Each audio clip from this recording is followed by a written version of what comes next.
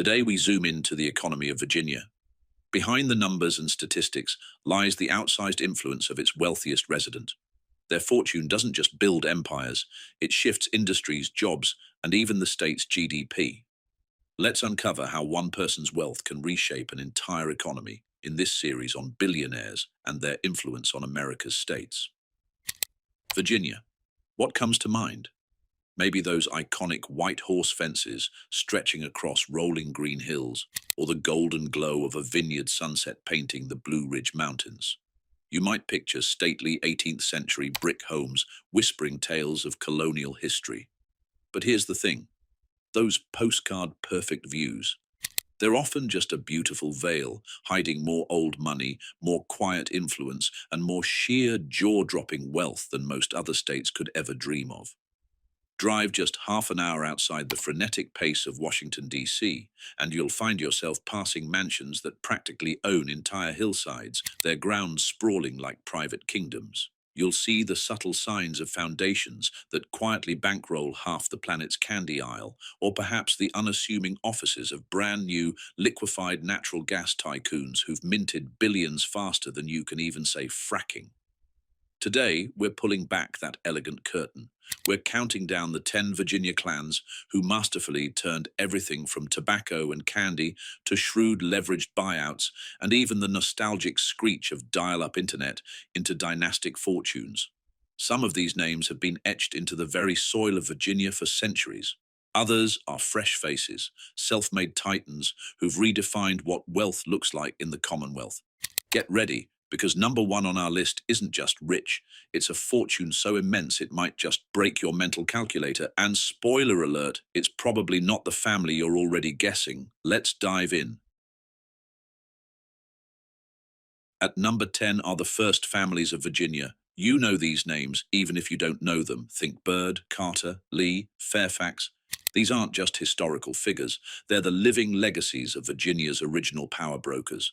Their names aren't just in textbooks, they're inked onto royal charters dating back to the 1600s, carving out vast swathes of land when Virginia was little more than a wild frontier. Their wealth, the very genesis of their influence, began with riverfront plantations, stretching for miles along the Chesapeake Bay and its tributaries. Imagine fleets of ships laden with tobacco sailing across the Atlantic, feeding Europe's insatiable nicotine habit. That was their starting point. But to survive, to thrive for 4 centuries, these families had to be more than just planters. They were shrewd, adaptable, and incredibly forward-thinking. Even if their methods were often rooted in the past, they pivoted from tobacco to railroads, laying tracks that connected a burgeoning nation. They invested in newspapers, shaping public opinion, and founded banks, controlling the flow of capital. And today, they're still here, quietly, almost invisibly, evolving their empires. You won't find them flaunting their riches on social media. Instead, they're building data centers, those colossal, humming digital fortresses, often buried on ancestral farmland, generating immense passive income. They don't just have money. They are money, a foundational layer of Virginia's economic bedrock. Their modus operandi isn't about conspicuous consumption, it's about endowment. A Byrd, for instance, didn't just own land, they literally built Richmond. A Carter didn't just sign the Declaration of Independence, they helped shape the very ideals of a nation. A Lee almost changed the map of America itself. Pinning down their modern fortune is notoriously difficult because it's locked away in labyrinthine trusts, scattered like seeds from the Tidewater to the Shenandoah Valley. But don't let the lack of a Forbes listing fool you. Look at county tax rolls, and you'll still see these families paying levies on tens of thousands of acres, a quiet testament to their enduring land holdings. What's their secret? It's a masterclass in old money preservation. They marry within the same 5 zip codes, reinforcing their networks and consolidating their assets. They keep land in entail, a legal mechanism ensuring it stays within the family for generations. And perhaps most importantly, they sit on each other's foundation boards, quietly steering philanthropic endeavors and maintaining a powerful, interconnected web of influence. You might not see their names splashed across headlines, but their presence pops up every time a governor picks a cabinet member or a major university names a new dorm, or a crucial piece of legislation subtly shifts. They are the quiet architects of Virginia's enduring power structure, an estimated combined land value north of 2 million historic acres, their trusts stretching across the Commonwealth like invisible arteries of wealth. At number 9 is the media pioneer from the hallowed halls of historical Virginia. We pivot to a force of nature who carved her own path, Sheila Johnson. With a net worth of $1 billion flat, she's not just a businesswoman, she's a trailblazer. Her journey began in a DC basement in 1979, where she co-founded Black Entertainment Television, or BET, with her then-husband. It was a groundbreaking venture, a vision that brought black culture and voices to the forefront of American media. Fast forward to 2001, and that basement startup sold to Viacom for a staggering $3 billion. Talk about a return on investment. But Sheila Johnson wasn't content to simply rest on her laurels. She pivoted with characteristic grace and astute business sense into the world of luxury resorts. Today, she's the visionary behind Virginia's Salamander Collection, a jewel in the crown of Middleburg, Virginia's equestrian heartland. Imagine a spa where Washington's most powerful brokers go to unplug, a place where elegance meets genuine hospitality. That's her touch.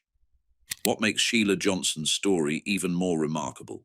She holds the distinction of being the first black female billionaire in US history. Yet, for all her global influence and groundbreaking achievements, she remains deeply rooted in Virginia. You'll still find her riding in Virginia's hunt country, her posture as natural and confident as if she were born in the saddle, a testament to her love for the land and its traditions. Her planes, yes, plural, don't just ferry her to business meetings. They fly athletes to her own tennis tournament in Bermuda, showcasing her passion for sports and community. And her philanthropy, it's vast and impactful, bankrolling scholarships at virtually every historically black college and university, HBCU you can name, nurturing the next generation of leaders. Sheila Johnson is new money, absolutely, but she's also a master of old-school Virginia networking, blending modern entrepreneurship with a deep appreciation for heritage and community.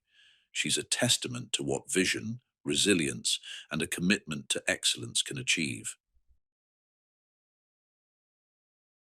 At number 8, let's talk about a billionaire who prefers a Costco polo over bespoke suits and a pickup truck over a luxury sedan.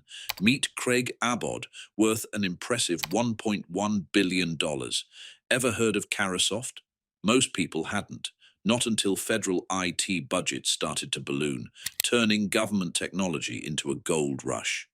Abod, with a keen eye for opportunity, started this Reston-based reseller in 2004. His genius? Landing crucial contracts for everything from Salesforce licenses, helping agencies streamline their operations to highly classified cloud stacks, securing sensitive government data. Today, Carahsoft isn't just thriving, it's a behemoth, moving north of $12 billion in software sales annually. And here's the kicker. Abod still owns it outright. No public shareholders demanding quarterly reports, no activist investors trying to shake things up. Just pure, unadulterated ownership and control. He's the kind of guy who, despite his immense wealth, still embodies that down-to-earth Virginia spirit. You won't find him on a yacht in the Mediterranean. Instead, he's buying entire sections of Washington Capitol's games, not for personal indulgence, but so his employees can scream themselves hoarse, fostering a vibrant, loyal company culture. The lesson here is simple yet profound. Sell shovels in a software gold rush, and Virginia's quiet suburbs, specifically places like Reston, can make you a billionaire. Abod understood that government agencies, always a little behind the curve but with massive budgets, needed a reliable conduit for the latest tech. He built that conduit meticulously, contract by contract, becoming an indispensable partner in the digital transformation of federal operations. His story is a powerful reminder that sometimes the biggest fortunes aren't built on flashy innovation, but on expertly facilitating the essential needs of a massive, often overlooked market. He's the quiet king of government tech, proof that you can become incredibly wealthy without ever losing your humble roots. Next up, at number 7, we have Richard Fairbank, a man who looked at a credit card and saw not just a piece of plastic, but a complex math problem. With a net worth of $1.3 billion, Fairbank is the mastermind behind Capital One, and his story is a fascinating blend of academic brilliance and disruptive entrepreneurship. Back in 1988, he walked away from Georgetown's campus, not with a diploma, but with an epiphany rooted in data science. What if you treated every single card swipe, every transaction, every customer interaction as a unique mathematical puzzle to be solved? From that simple, yet revolutionary idea, Capital One was born in McLean, Virginia. And let's be honest, the firm now mails enough envelopes to probably deforest a small continent. But those envelopes contained more than just credit card offers. They contained a revolution. Capital One pioneered balance transfer teasers, enticing customers with low introductory rates, and ignited cashback arms races, forcing competitors to scramble to keep up. They weren't just offering credit, they were analyzing risk, segmenting markets, and personalizing offers in ways no one else had. Fairbanks still lives and breathes this philosophy. He owns a sprawling hilltop estate that overlooks the CIA's headquarters, perhaps a fitting metaphor for his analytical mind, always watching, always assessing. He's still the CEO, still wears those famously rumpled suits, and still has a knack for explaining complex risk models as if he's teaching statistics 101 to a room full of eager students. It's that blend of intellectual rigor and practical application that has defined his career. And for a fun fact that reveals a bit about his personality, his garage hides a first edition Tesla Roadster, a personal indulgence he bought not just for himself, but to reward employees when they hit those ambitious quarterly targets. Fairbank isn't just a CEO, he's a professor who turned algorithms into billions, proving that sometimes the smartest money is the one that sees the numbers differently. For number 6, do you remember the distinctive, almost nostalgic screech of a dial-up modem connecting to the internet? For an entire generation, that sound was the gateway to the digital world, and for many, it was Steve Case's AOL that provided the connection. Worth $2.4 billion, Case is a foundational figure in the story of the internet, and his decision to base his empire in McLean, Virginia, rather than the tech hotbed of Silicon Valley, is a fascinating anecdote. Born in Hawaii, he chose Virginia because, as he put it, Washington felt less frenetic than the West Coast, offering a more stable environment for building a massive consumer-facing company. At its absolute peak, AOL was a phenomenon. It mailed more CDs, yes, actual physical compact discs, than the US Postal Service delivered Christmas cards. Think about that scale. Millions upon millions of Americans got their first taste of email, chat rooms, and the burgeoning World Wide Web through an AOL disk. It was a democratizer of information, bringing the internet to the masses. Of course, the dot-com bubble burst, and the ill-fated Time Warner merger became a cautionary tale of corporate ambition. But Case, ever the visionary, didn't disappear. He founded Revolution, an investment firm that has since backed some of today's most recognizable brands, from the healthy, fast casual chain Sweetgreen to the innovative car-sharing service Zipcar. He's also a champion of what he calls disrupting geography, a mission he embodies through his Rise of the Rest bus tours. These tours literally pour venture dollars into overlooked states and cities, proving that innovation isn't exclusive to coastal tech hubs. Case's personal life, too, reflects his unique blend of approachability and influence. His weekend hobby, hosting intimate backyard concerts at his sprawling Virginia estate. Imagine this. One evening, he managed to get none other than Dave Grohl of the Foo Fighters to play for a crowd of just 200 neighbors and, rather famously, a few alpacas. It's a snapshot of a man who built an empire, navigated its collapse, and then rebuilt his influence, all while keeping a distinctly human touch. Steve Case isn't just a tech mogul, he's a bridge builder, connecting the past to the future and Silicon Valley to the rest of America, all from his Virginia base. From the digital frontier, we turn to the world of high finance for number 5, specifically private equity and one of its titans, William Conway Jr. With a net worth of $3.9 billion, Conway's journey is a classic American success story, a testament to hard work and strategic brilliance. He started out flipping burgers at his dad's diner, a far cry from the multi-billion-dollar deals he'd later orchestrate. He honed his financial acumen as a treasury analyst, building a foundation that would serve him well. Then, in a pivotal move, he co-founded the Carlyle Group, one of the world's largest and most influential private equity firms. The Carlyle Group quickly became a powerhouse. Its early investors included legendary American fortunes like the Mellon and Rockefeller clans, a clear sign of the firm's credibility and potential.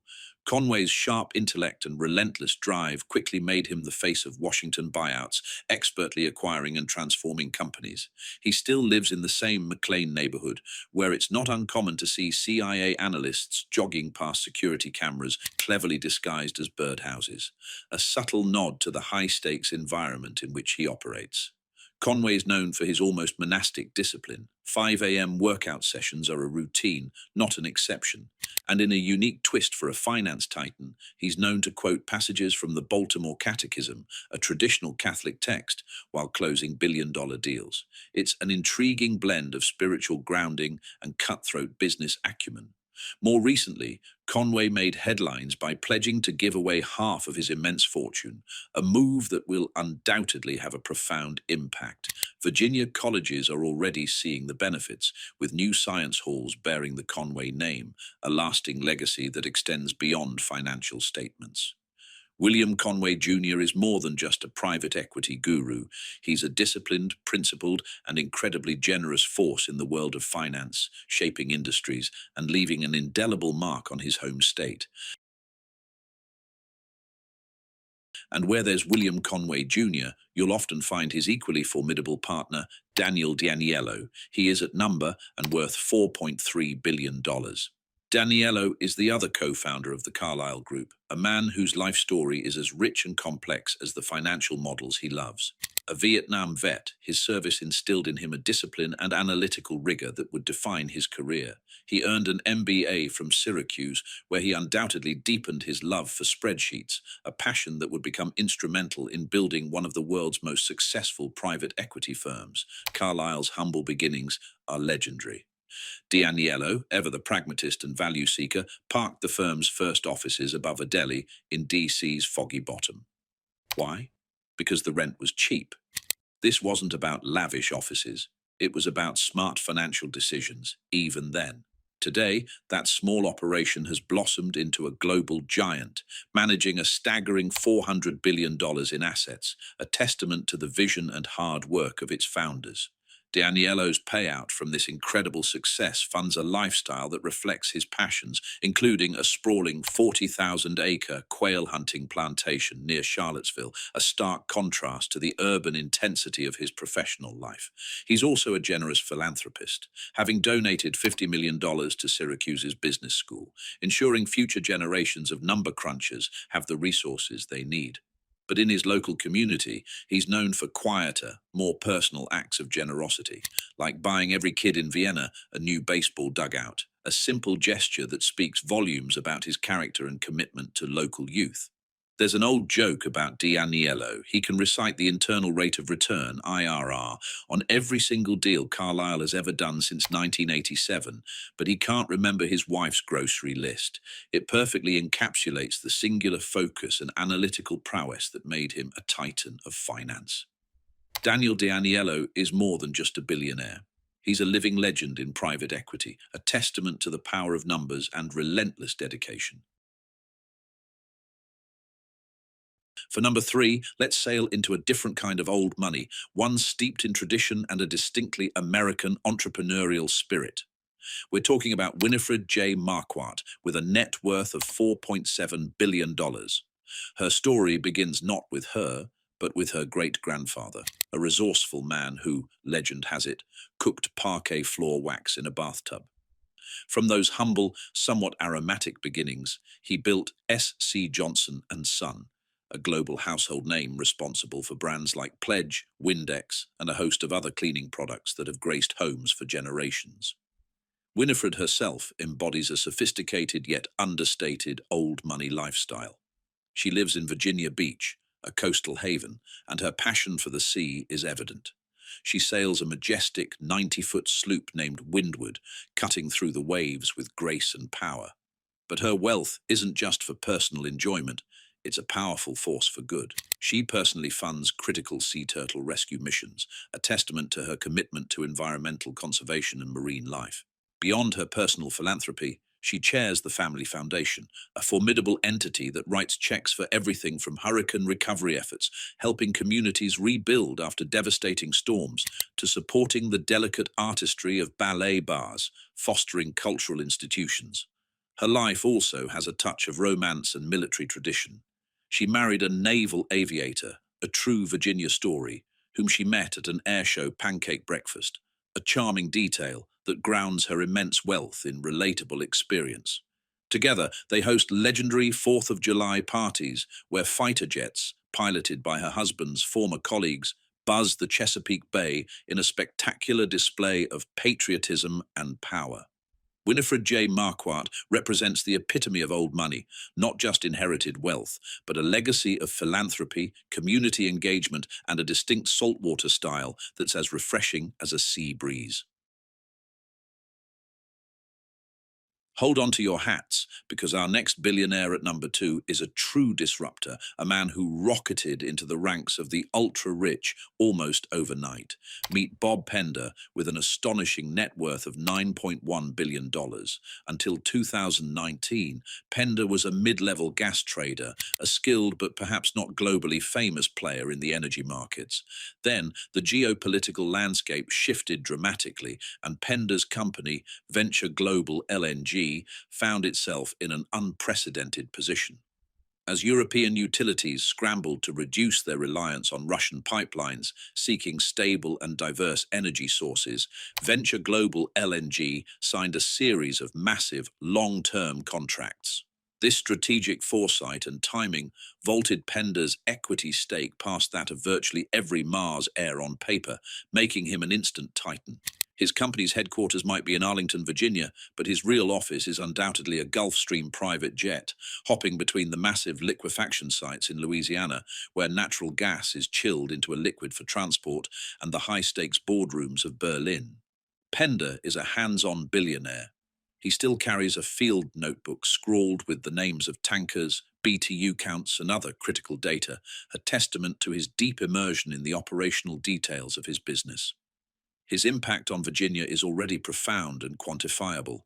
Last year alone, he paid a record-breaking $400 million in state income tax, a sum large enough to fund Richmond's entire school budget twice over. Think about that. One individual, through his incredible success, contributing an amount that could transform public education in the state capital.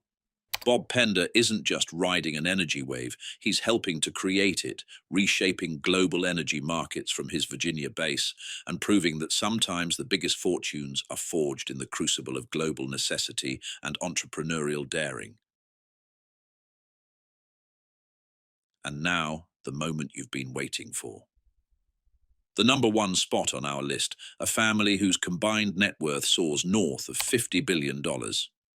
Forget your mental calculator, because this is a fortune of truly galactic proportions, the Mars family. When we talk about Mars, we're not just talking about candy. We're talking about a privately held empire that literally feeds the world, from M&Ms and Snickers to pedigree dog food and Uncle Ben's rice. Jacqueline Mars, who resides in the Plains, Virginia, is arguably the most visible face of this incredibly private dynasty.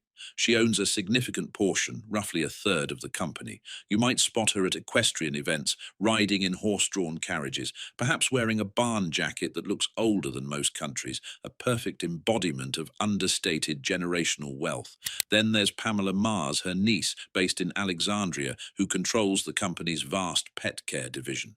Her Great Dane once won the prestigious Westminster Dog Show, and that champion has since sired a lucrative breeding line, adding another fascinating dimension to their diverse interests.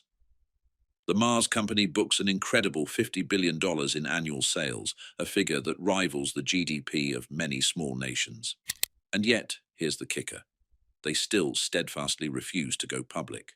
This means no quarterly calls, no activist investors breathing down their necks, just a seemingly endless river of cash flowing back into the family coffers, allowing them to operate with a degree of privacy and long-term vision that public companies can only dream of. Their influence isn't just economic, it's philanthropic and far-reaching.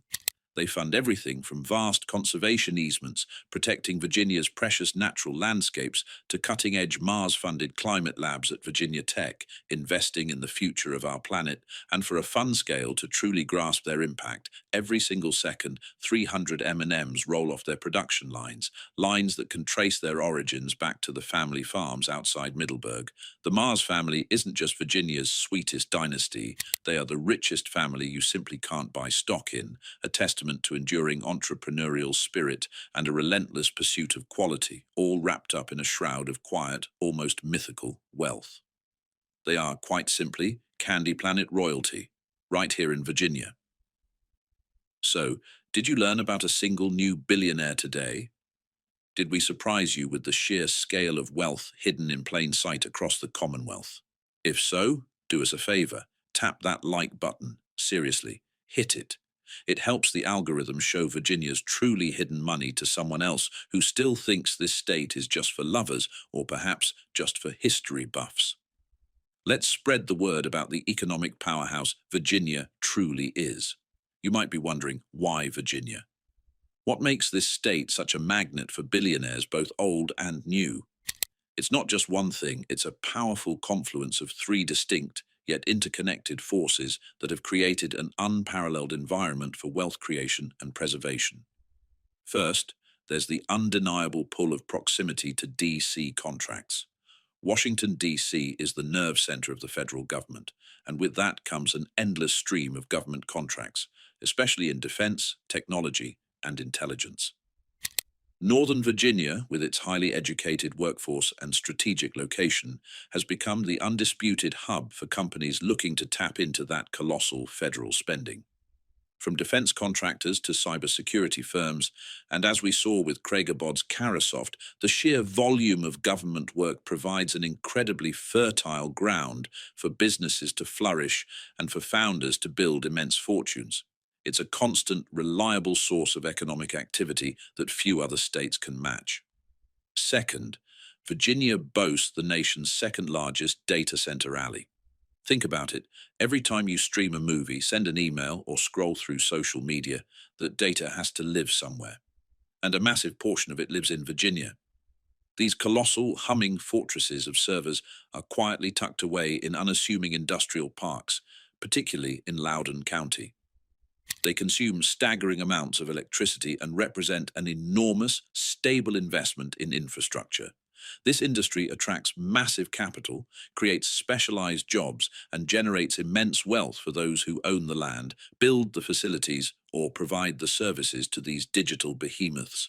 It's a quiet, yet incredibly powerful engine of the modern economy. And finally, there's the land itself, which has been appreciating since 1619. That's not hyperbole, it's historical fact. From the original colonial grants to today's sprawling equestrian estates and prime development parcels, Virginia land has always been a valuable asset. The first families of Virginia understood this centuries ago, and modern billionaires are still leveraging it, whether for data centers, luxury resorts, or simply as an incredibly stable store of wealth. It's a long-term investment strategy that has paid off handsomely for generations. Now, add to these economic drivers a crucial cultural element: Virginia's low-key culture. This isn't Los Angeles or New York, where paparazzi helicopters buzz over celebrity mansions. In Virginia's horse country, in its quiet suburbs, fortunes can compound in peace. There's a respect for privacy, an understated elegance that allows the ultra-wealthy to operate and live without constant scrutiny.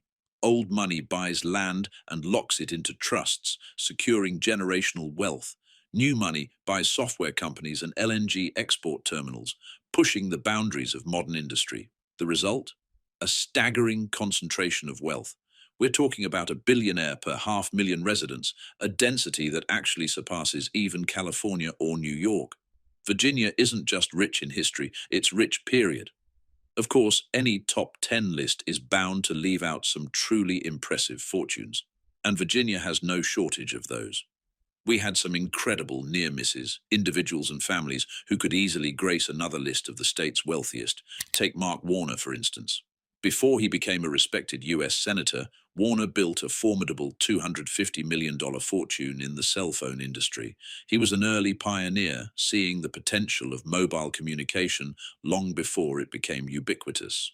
While an incredible sum, it just missed our incredibly high cutoff for this particular list. Then there's Steve Huffman, the brilliant co-founder and CEO of Reddit. He grew up right here in Warrenton, Virginia, a testament to the state's ability to nurture tech talent. However, officially, he now resides in Ohio, which means, by our strict geographical rules, he's off this list, despite his Virginia roots. And let's not forget some of the local legends, families whose names might not be globally recognized, but are synonymous with immense wealth within the Commonwealth. The NVR home building family, for example, has constructed countless communities across the region, building a fortune well into the billions. Similarly, the Estes trucking dynasty, a powerhouse in logistics and transportation, also boasts a net worth exceeding $1 billion.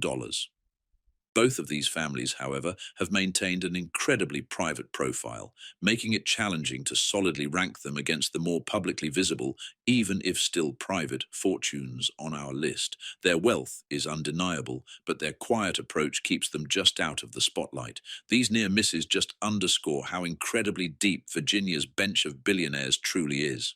All right, now it's your turn.